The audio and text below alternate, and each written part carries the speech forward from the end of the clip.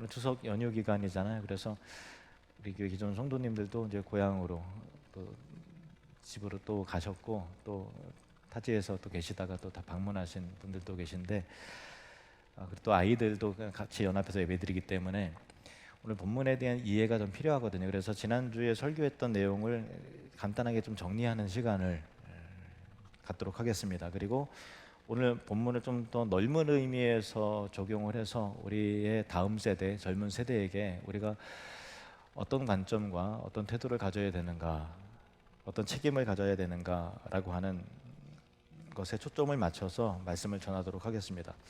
바울이 1차 선교 여행을 갔을 때는 지금의 터키 있는 쪽에 갈라디아 지역을 중심으로 교회를 세우고 복음을 전했는데, 이 지역은 그 바울이 태어나고 자란 그 길리기아의 다소와 그렇게 멀지 않은 곳이기 때문에 문화적인 차이가 그렇게 심각하지 않았던 곳입니다. 낯설진 않았죠. 그래서 그 선교하는 데서 문화 충돌이 일어나거나 하진 않았을 텐데요. 그리고 또 유대인 회당 중심으로 또 복음을 전했고요.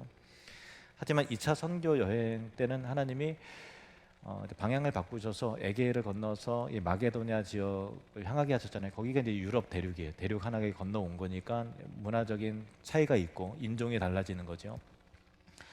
그래서 마게도냐 지역에 이제 최초의 유럽 교인 빌립보 교회가 세워지게 되고, 또 데살로니가, 또 베레아까지 복음을 전하고, 그리고 나서 데살로니가의 이제 극렬한 그 유대교 지도자, 그 유대인들이 바울을 쫓아와서 이제 핍박을 하고 기습하는 바람에 부랴부랴 배를 타고서 이 아가야 지역의 남쪽에 있는 그 아덴, 우리가 알고 있는 아테네입니다. 그리스의 아테네로 이제 오게 되었습니다.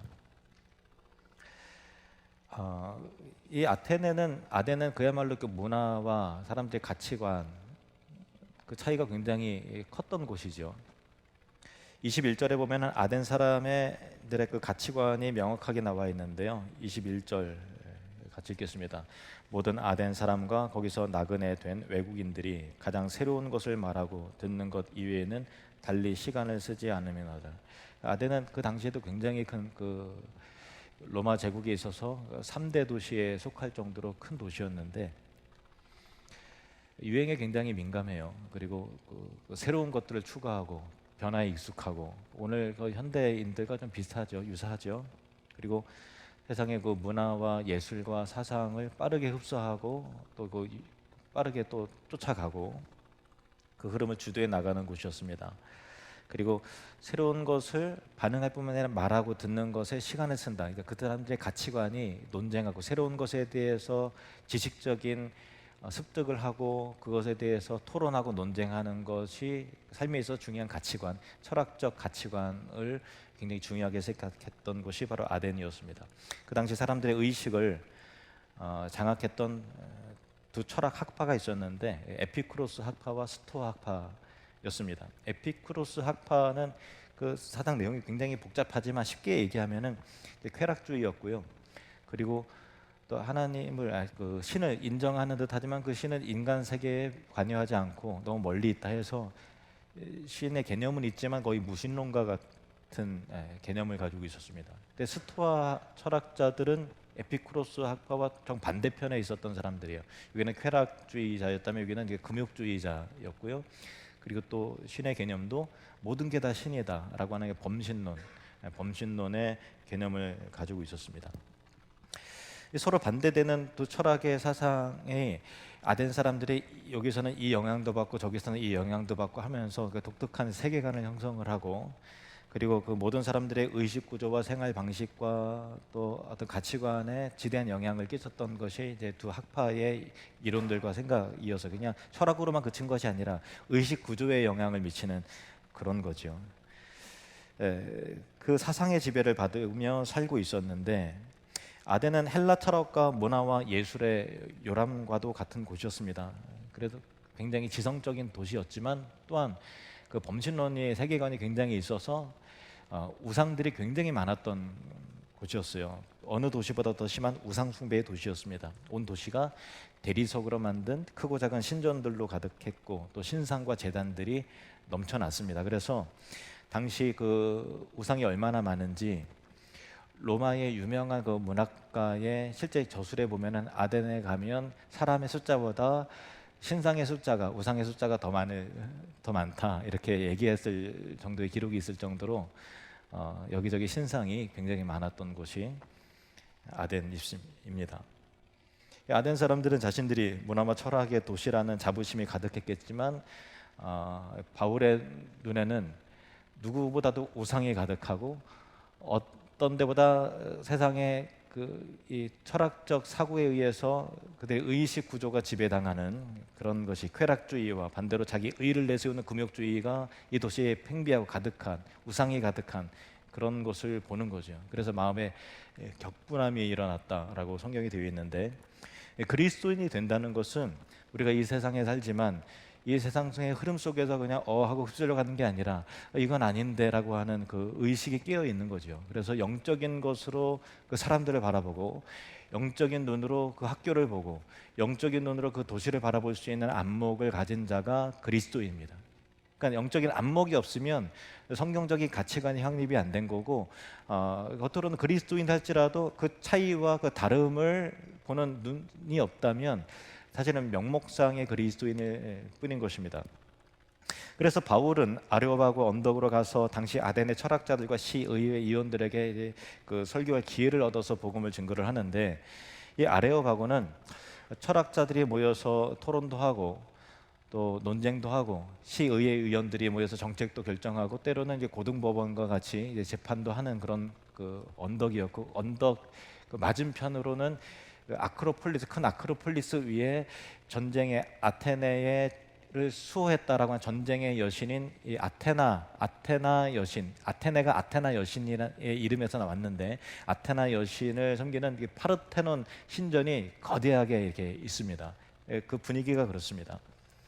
여기 아레오바고에서 이렇게 설교를 바울은 시작을 하는데 이렇게 말합니다. 아테네 시민 여러분, 내가 며칠 와서 내가 여기 보기에 당신들은 참 종교심이 가득한 사람들이라는 것을 내가 알았습니다.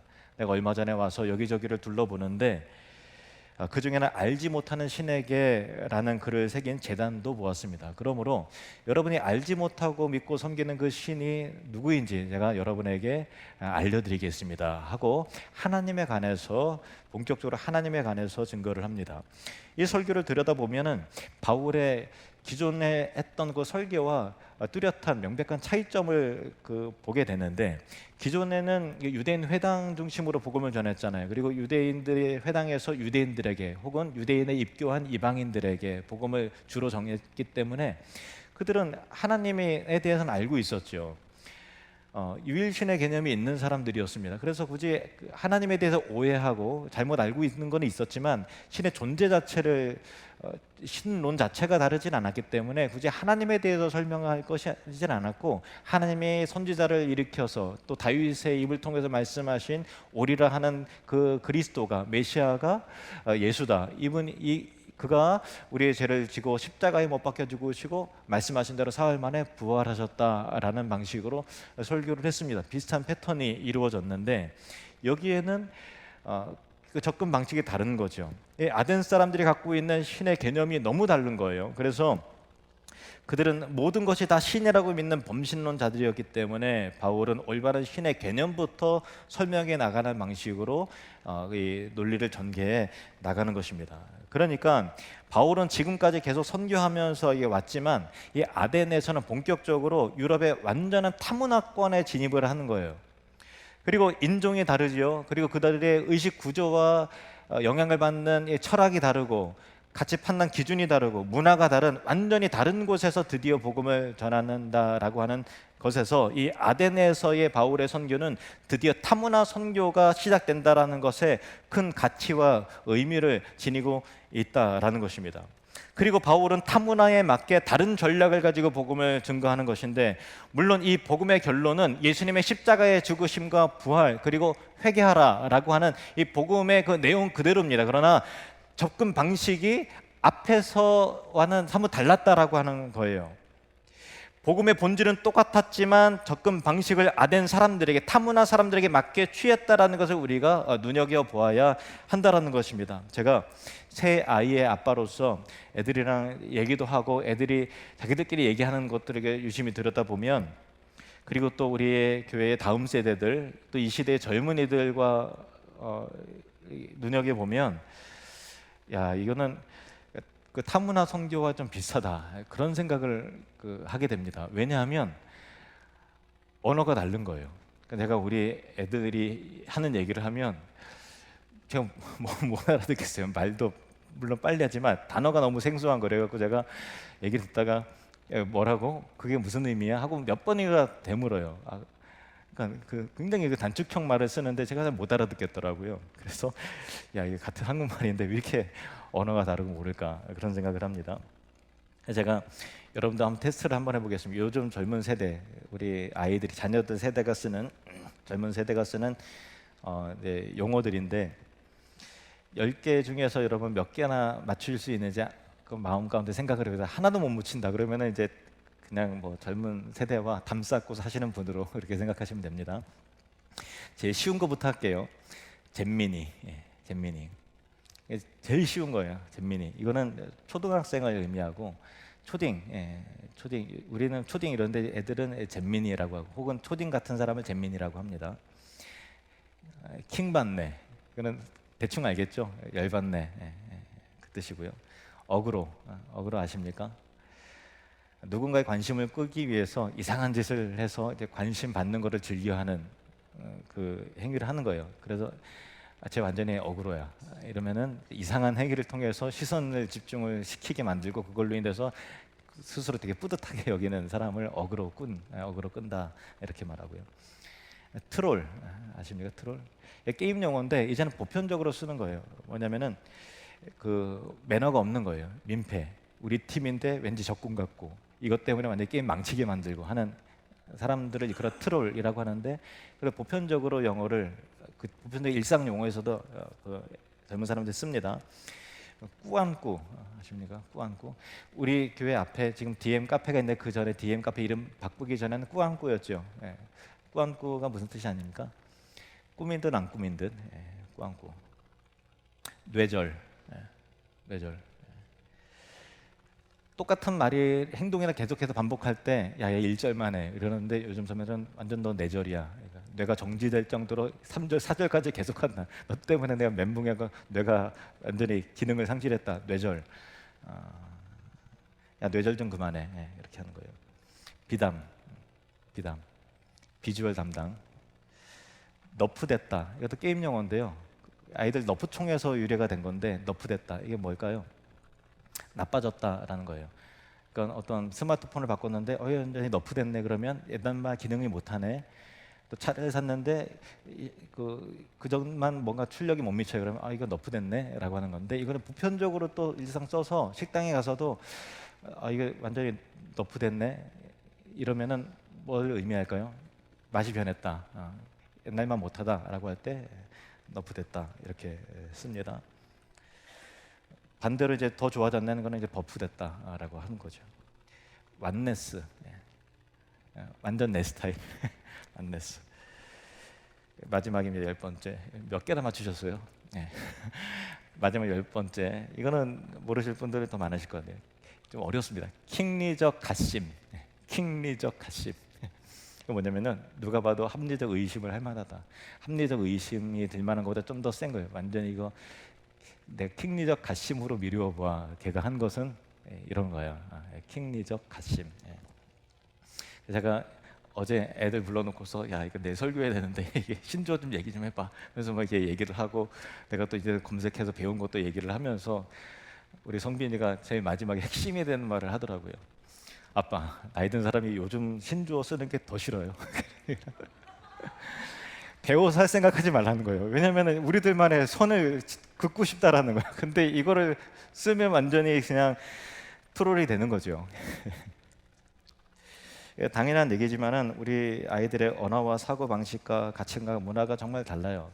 아덴 사람들이 어떤 그 에피쿠로스의 그 쾌락 문화를 즐겨하고 굉장히 중요한 가치관을 삼듯이, 요즘 사람도 어떤 게임 문화가 그냥 우리 세대랑 달라요. 완전히 그 삶의 일부가 되고 대단한 그 가치관을 갖고 하나의 문화고 삶의 일부고 그렇거든요. 재미 중심 그런 게 있는 거죠.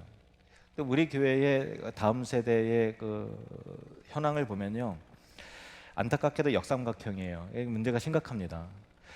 꿈터 중고등부가 제일 숫자가 많아요. 2, 30명 되죠. 그리고 꿈누리가 그것보다 인원이 적습니다. 초등부. 그리고 꿈나무가 그거보다 인원이 적습니다. 유치부. 그리고 영아부인 꿈트리는 다음 해에 2명 정도, 2~3명. 그러니까 이 부서를 유지를 해야 되는가라고 하는 고민이 들 정도로 역삼각형 구조예요. 이게 몇 가지 요인이 있는데 그만큼 우리나라가 저출산 국가가 돼서 아이들을 낳지 않는 게 가장 큰 요인이겠죠. 사회적인 원인이 인구 감소, 출산율 이게 가장 요인이 크고, 또 지역적인 요인, 젊은 세대가 그 지방에선 별로 살길 원치 않는, 그래서 젊은 세대가 없는 그런 지방 도시의 원인이 있을 거고요. 그러니까 제천과 우리 교회 이 아이들의 꿈누리 초등부 이하의 아이들의 부모 세대가 층이 얇은 거예요. 얇은 거예요. 있어도 아이가를 별로 낳지 않고 안 생기기도 하고. 근데 이거는 우리 교회만의 문제가 아니고 이 시대의 모든 교회가 한국 교회와 문제이기 때문에 이 시대가 점점 더 이게 다음 세대와 젊은 세대에게 교회라는 것이 별로 호감을 줄 만하지 않고 그들의 삶 가운데 별로 환영받을 만한 곳이 아닌 것이죠, 교회라는 데가. 그래서 작년 젊은 난자 집사님들하고 이 문제에 대해서 대화하면서 성경 공부도 하면서 우리 교회가 뭘 개선하면 좋을지, 내가 뭘 달라지면 좋을지 그 아이디어를 좀 물어보면서 아이디어를 모아봤는데 그 중에 한 가지가 교회 인스타 계정이 있어야 된다. 그래서 선교적인 관점에서 이제 우리가 반년 전에 몇 개월 전에 인스타그램 만들어서 선교적 전략으로 우리 교회의 모습들을 이렇게 보여주려고 하는 그런 시도를 하고 있는데요. 그러면 몇 년 전부터 MZ 세대라는 말 많이 들어봤잖아요. MZ 세대 때 그 M인 밀레니얼 세대, 1990년대, 80년대부터 2000년대 초에 출생한 세대를 밀레니얼 세대라고 그러고, Z 세대 아시잖아요. Z 세대는 1990년대부터 2000년대 초반에 있는 세대 Z 세대인데, 이 밀레니얼 세대와 Z 세대를 통칭하는 말이 이게 MZ 세대인데, 이 사회적으로 독특한 기존 세대와 다른 세계관과 가치관이 있어서 따로 이게 분류를 하는 거죠. MZ 세대다. 그러니까 우리 교회로 말하면은 전도의 기준으로 볼 때 40대 초반 이하의 부모와 청년들, 10대 후반과 청년 세대들, 그리고 40대 초반까지는 다 MZ 세대입니다. MZ 세대요. 그러니까 꿈트리, 꿈나무, 꿈누리의 부모님들은 MZ 세대인 거예요. 우리 교회 안에서도.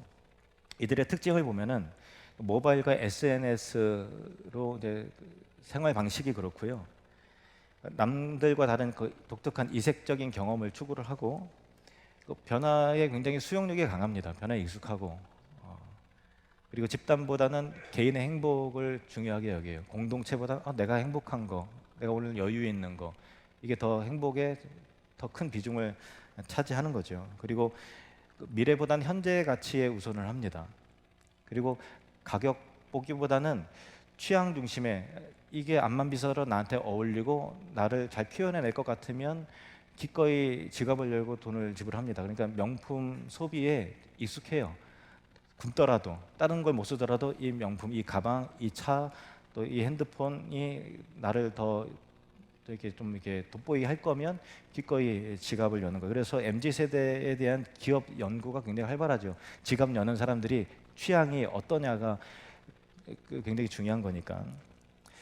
그래서 이들이 결국은 이제 MZ 세대가 공동체보다 개인 행복 추구가 먼저고, 또 미래보다 현재가 먼저기 때문에 직장 생활 하다가 이게 상사가 마음에 안 들거나 뭐가 좀 마음에 안 들면은 기존 세대보다 더 쉽게 그 직장을 그만둡니다.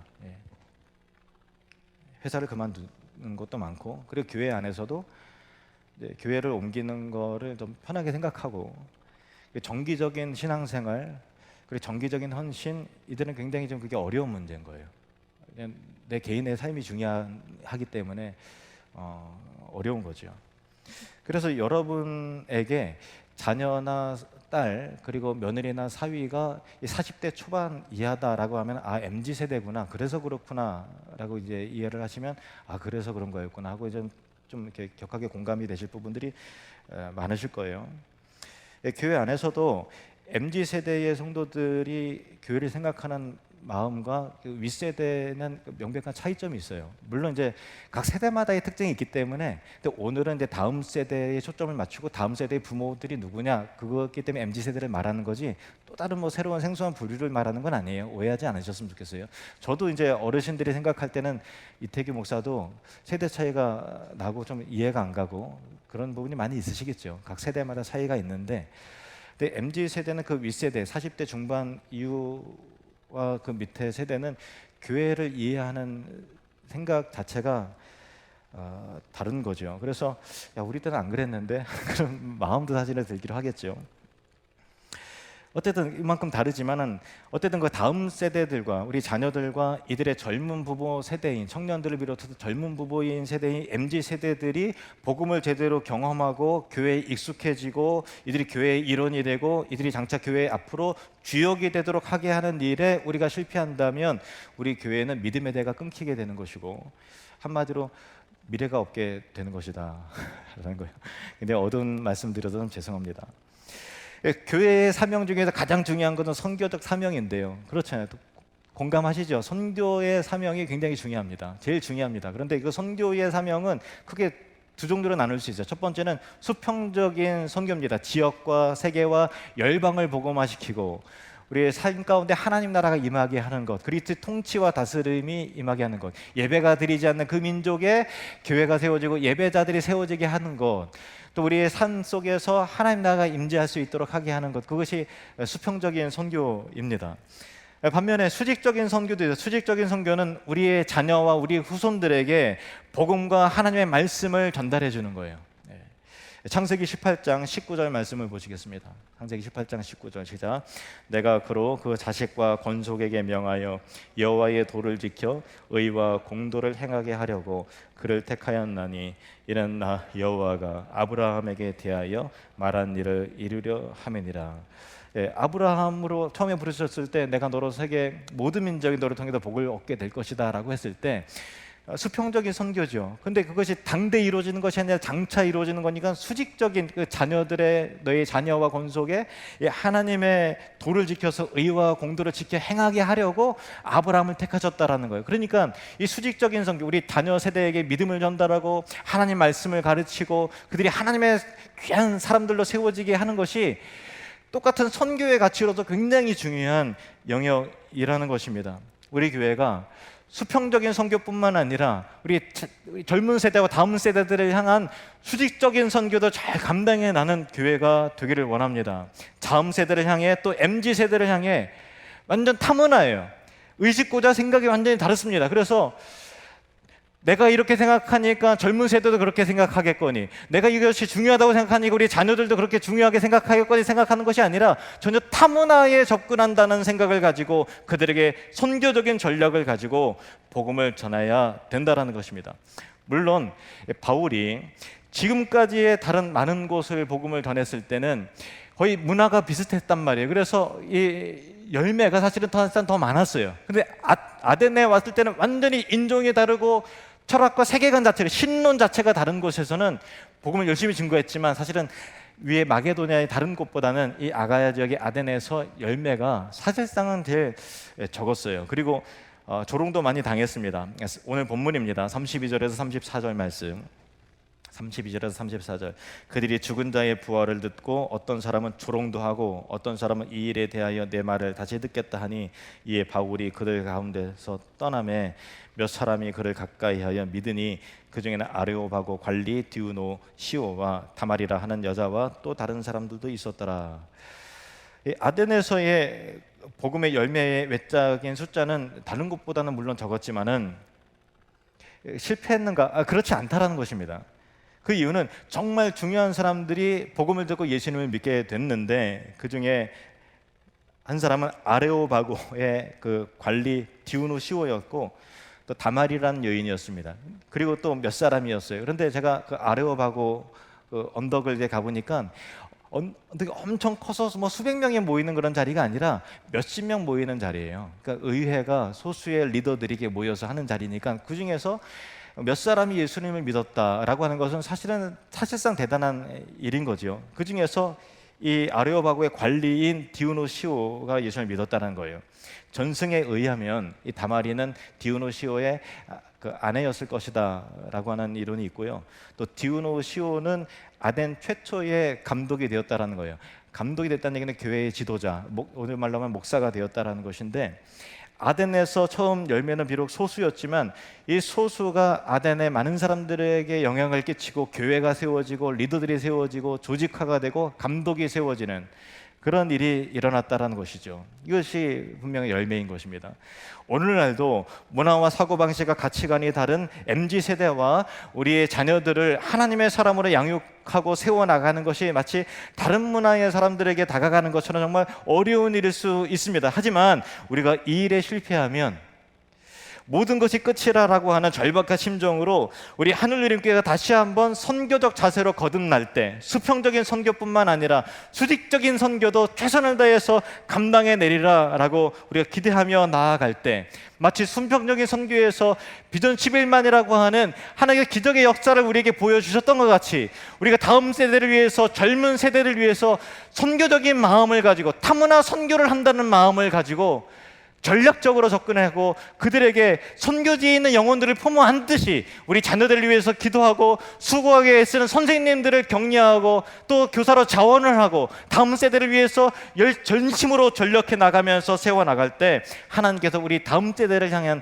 놀라운 이 기적의 부흥을 또한 허락해 주실 줄로 믿습니다. 우리가 이 사명을 책임 있게 잘 감당해 나가기를 원합니다. 그래서 미래가 암담한 교회가 아니라 10년 후가 기대가 되고 미래가 더욱더 기대가 되는 그런 우리 하늘누림교회가 되시기를 주님의 이름으로 축원합니다.